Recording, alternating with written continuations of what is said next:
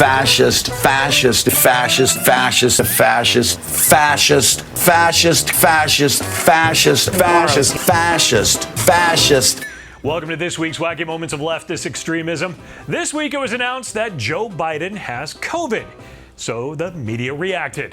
Not only do people die from this and continue to die from it, you just basically said to everybody, it doesn't matter.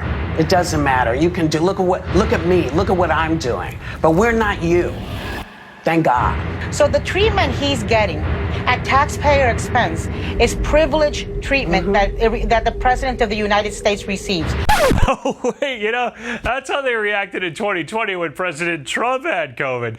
This is how they reacted this week. Right before the show, we found out that President Biden has COVID and is experiencing mild symptoms. He's isolating at the White House, and I'm sure we all wish him a speedy recovery. We do. I wish I was isolating at the White House. Can you bring me a grilled cheese?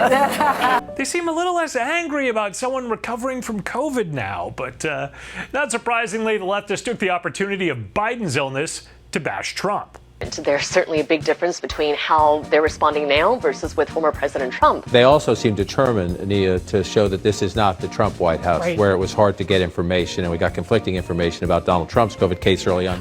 Went through all sorts of theatrics of projecting strength, riding in the his presidential motorcade with his mask was off, and then arriving at the White House and ripping his mask off in dramatic fashion. Oh yeah, they do miss their beloved mask mandates over at CNN. We need to have a more aggressive stance and bring masks back to the United States. Universal masking. Yeah. They haven't fought it. They continue to have that, and we need to get back to that kind of proactive mitigation in this country.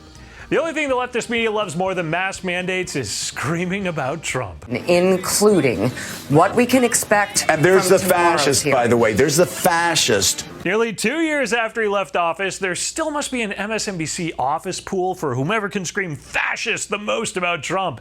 And I do have to think Joe has got some serious money in there. Fascist, fascist, fascist, fascist, fascist, fascist, fascist, fascist, fascist, fascist, fascist, fascist. All from Wednesday's Morning Joe there, and even dozen screams of fascist. MSNBC, your one-stop shopping for all of your screaming fascist needs.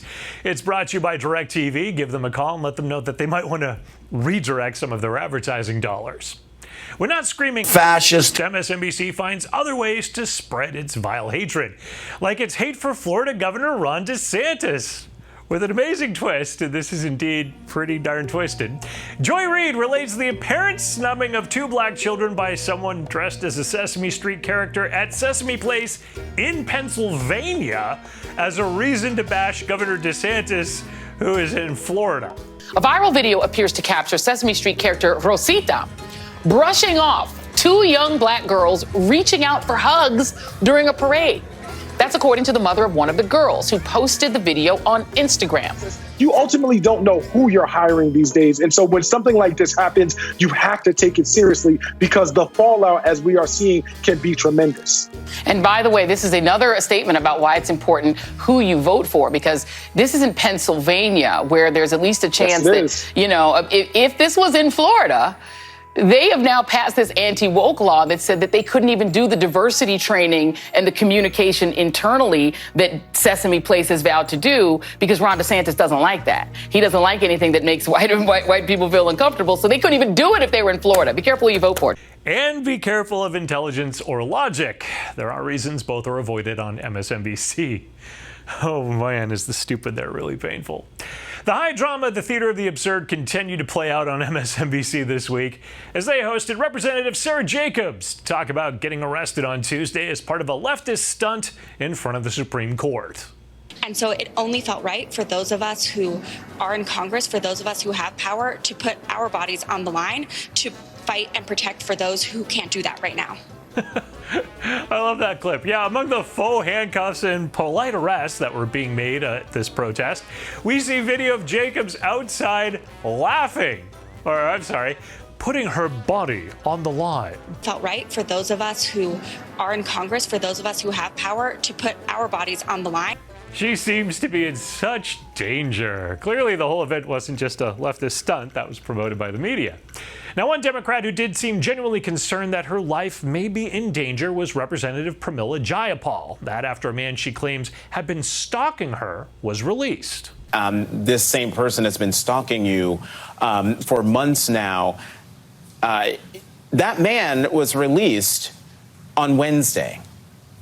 Why weren't they able to hold him? Well, they have 72 hours after they arrest somebody to be able to file the charges. And I am firmly, I believe, maybe because I need to believe, that the prosecutors will be able to charge him. MSNBC's Jonathan Capehart doesn't mention that Jayapal was one of the 27 progressives who voted against the bill for enhanced security for families of Supreme Court justices after the assassination plot against Justice Kavanaugh. They also don't mention that she usually doesn't think holding people on bail is really necessary anyway. And I completely agree with Mr. Nadler's previous amendment to actually completely eliminate the bail money program. I mean, you think you might have wanted to ask her about that position, but this is MSNBC. So, they're not so concerned when David Jacobowitz, who attempted to stab GOP gubernatorial candidate Lee Zeldin this week, was released without bail. Just personal recognizance there.